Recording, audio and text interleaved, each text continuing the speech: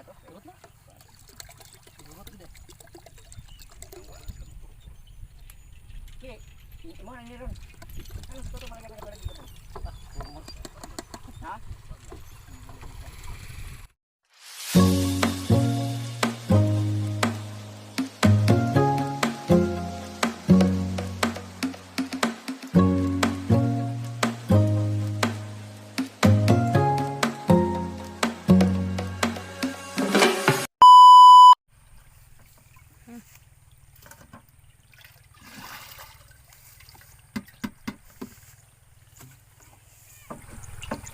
Mga farmers, magandang umaga po sa inyong lahat at magandang araw po rin. Magandang araw sa inyong rin. So ngayon ka-farmers, ang gagawin po nating araw na ito ay magwa-watering po tayo mga ka-farmers ng watermelon. So kahapon kasi ka-farmers ay inarbis na po ito yung watermelon. So kailangan mga ka-farmers pagkatapos ng harvest, so magwa-watering po tayo. So ngayon ka-farmers, ang gamitin namin ngayon sa pag-watering ng watermelon ay ang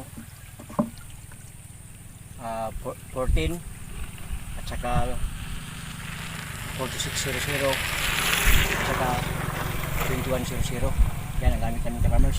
Ito po, siya nga pala ka-farmers, dito na po namin inihalo. Ito po yung 4600 mga ka-farmers, yung ito 14, yan ammonium, at saka dito na namin ihalo ka-farmers. At saka mas madali kasi ka-farmers kung ihalo natin agad dito, kaya at least kung dito natin ka-farmers, dito natin ihalo, matagal pa ka-farmers, matagal matunaw yung fertilizer. Kaya dito hawak ko yung ka-farmers, hawak ko yung kahoy yan mga ka-farmers, para at least mahalo yung abono at saka madaling matunaw yan ka-farmers.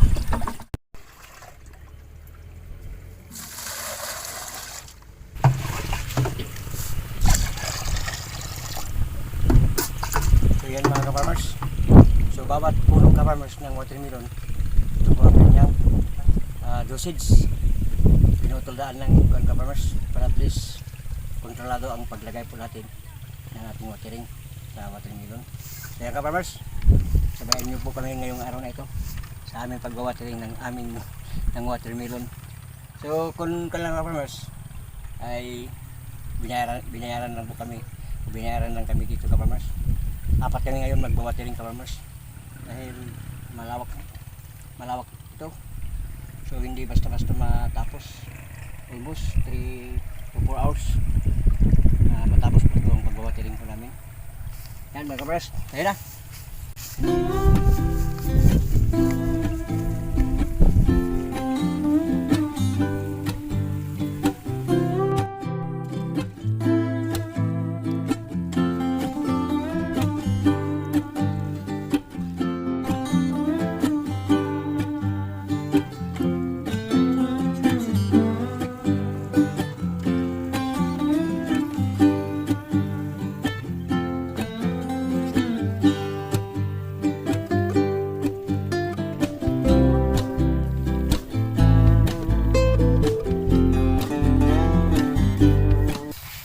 Farmers, kung tingnan nyo ka-farmers, ganito talaga yung itsura o forma ng ating melon kapag na-harvest na po ka-farmers.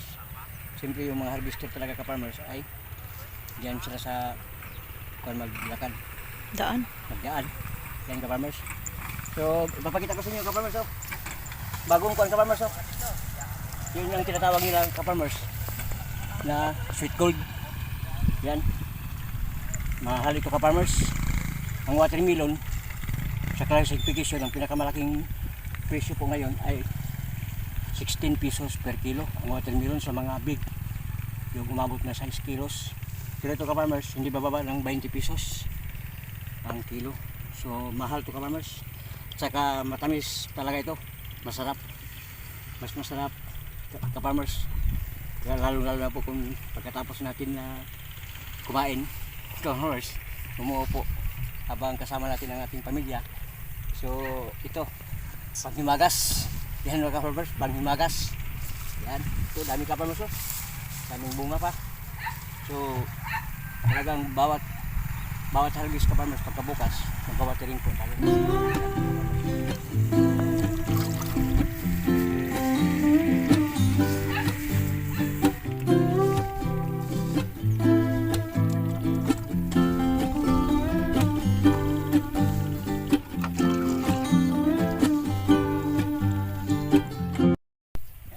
Tips ko rin mga ka-farmers, lalo pa kung malilit ang ating watermelon. So kailangan ingatan din natin kapag hindi pa yun nakapagbunga yung watermelon natin. Kailangan sa ating pagwawatering po mga ka-farmers ay hindi matuluan ba yung ka-farmers yung kanyang mga dahon, kasi yung ka-farmers, yung abono natin o fertilizer, lalo na po sa maliit pa yung watermelon, ay masusunog. So kailangan ingatan din natin kung magwawatering po tayo. Yan talaga ang number one farmers.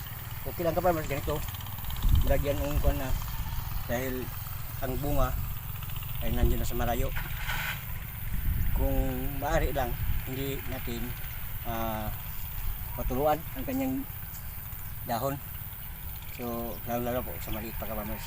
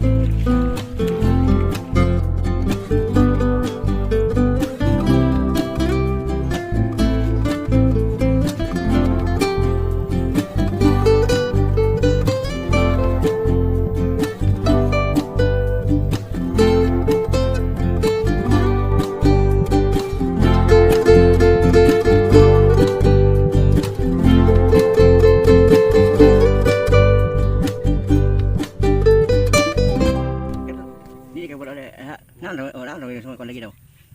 Oh. Di ka sabon. Oh. Iya. Agoy. Hinugyod. Hindi man, no? Yan. Yan mga ka-farmers. Ang pula-pula. Uy.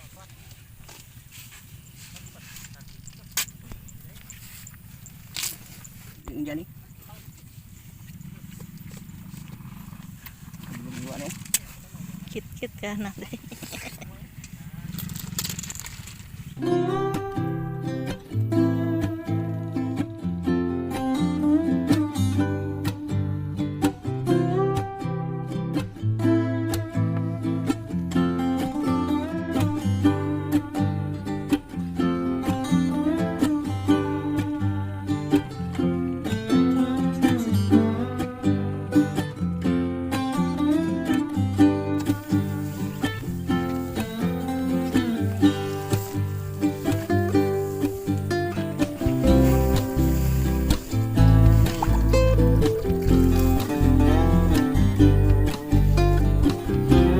Yan mga ka-farmers.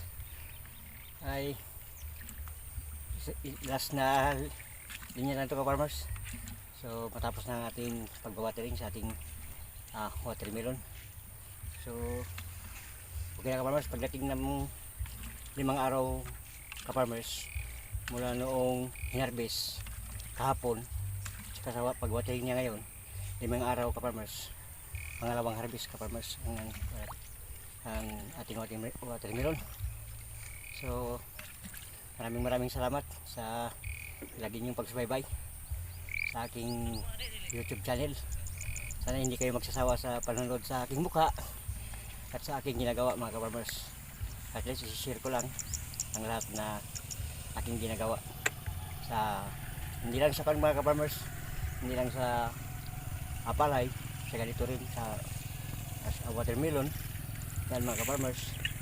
At saka kung lumaki na ka-farmers, gusto ko rin makatulong sa aking mga co-op ka-farmers. Yan mga ka-farmers, maraming salamat at sana ay palagi niyong kaibayan. And God bless mga ka-farmers. Yan, and advance Merry Christmas.